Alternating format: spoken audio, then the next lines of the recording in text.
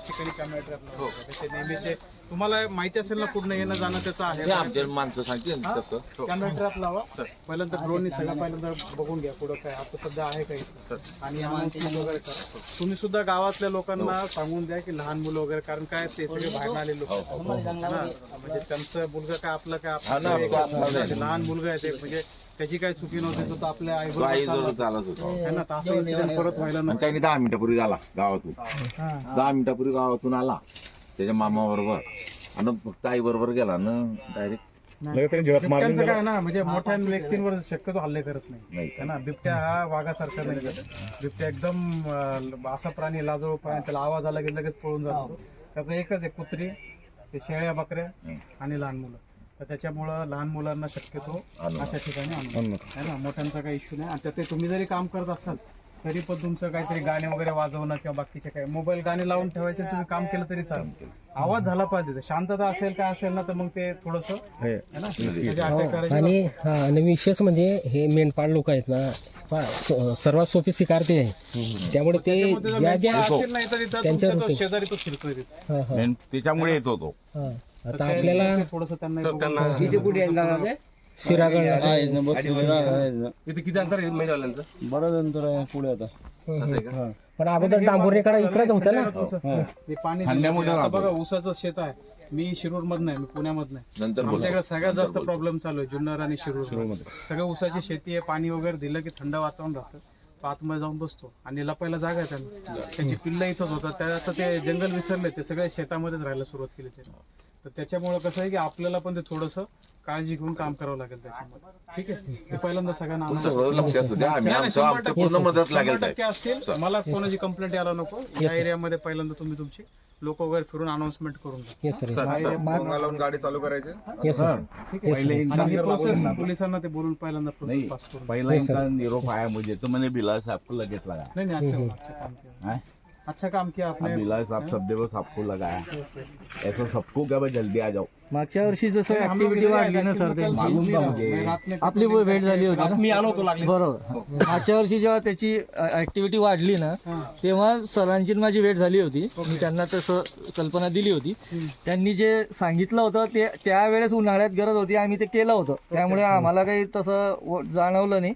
पण पावसाळा लागला नंतर आमचंही शेतात जाणं उशिरापर्यंत थांबणं बंद झालं. या सगळ्या गोष्टी निग्लेक्ट झाल्या. एकदम अनएक्सपेक्टेड आहे ना. दुपारी शक्यतो इन्सिडेंट होत नाही ना, खरंच नाही. अर्ली मॉर्निंग किंवा संध्याकाळी थोडस अंधार झालं नंतर हे आता पहिल्यांदा असं झालं. तर त्याचे जे पायाचे ठसे आहेत ना, तो पूर्ण ग्रोन झालेला नाहीये. म्हणजे सगळं सरळ सांगायचं तर आपलं जसं एक 14, 15, 16 वर्षाचा तरुण म्हणजे वयात येणारा मुलगा असतो ना, तशा टाईप्स है ना. म्हणजे पूर्ण असा वाढलेला पण नाही की 30-1 वर्षाचा 32 वर्षाचं थोडंसं असेल. तर ते काय तर ते काय करतात ना, ते प्रयत्न करतात किल करायचं. बरोबर. म्हणजे थोडं काय जमतंय का वगैरे असं ते त्याचा म्हणजे ते शिकताय. असं परत इन्सिडेंट घडू नये म्हणून थोडस तुम्ही काळजी घ्या. मागच्या वर्षी ज्या ऍक्टिव्हिटी बद्दल मी सरांशी बोललो होतो ना, त्या एरियात थोडं ठसे याच्यापेक्षा मोठ्या साईजचेच आहेत. ओके.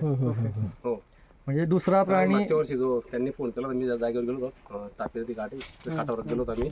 तर तिथं म्हणजे मोठा पण होता आणि सोबत तिलांची ठसे होती. इथं बाकी नाही ना, एकच दिसला ना. म्हणजे आता जे तुम्ही बघताय एकच. तो सर विभक्त झाला असेल असं एक अंदाजित वाटतं. तुम्ही आज बघा हे सगळं. परवाला एक मनवेलचा एक शेतकरी होते, त्यांना समोरासमोर दिसला होता. मग तुम्ही इंटिमेट का नाही करत? बैलगाड्यावर होता तो आणि त्याने मला आज सांगितलं. जेव्हा इन्सिडेंट झाला तेव्हा त्याने आता गावात पहिल्यांदा सांगा त्यांना बिबट वगैरे कसा दिसतो, वाघ कसा दिसतो, त्याचे पोस्टर्स लावून मग तिथं लिहा की जर असा प्राणी कोणाला दिसला इथं है ना, तर वन विभागाला कळवा. त्याचा नंबर वगैरे तुमचा सोडून द्या त्याच्यावर. R1चा वगैरे नंबर आहे, ऑफिसचा नंबर आहे, तिथं तो सोडून द्या. ते काय ना, लोकांना ते बिबट काय हे पण माहित नाही, वाघ काय हे पण माहित नाही. तर त्याचा फोटो लावला तर ऍटलीस्ट जसं यांना लँग्वेज येत नाही या मुलांना वगैरे, तर ते ऍटलीस्ट बघितलं तर कळेल तरी असं काहीतरी दिसलं त्यांना. ठीक आहे, आता तो एरिया जो आहे हा मार्क करून घ्या आणि जर तुम्ही पेट्रोलिंग वगैरे वाढवा. गावातले लोक सुद्धा तुम्ही थोडंसं सपोर्ट.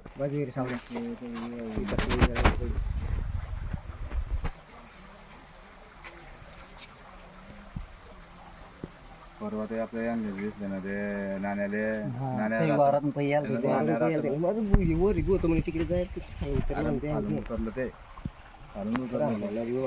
त्याचा फिरा दादा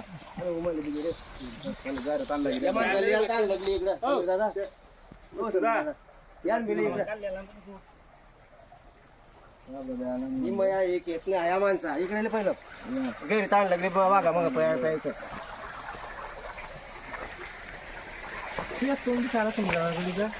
नाही मला ती घाला ती बरोबर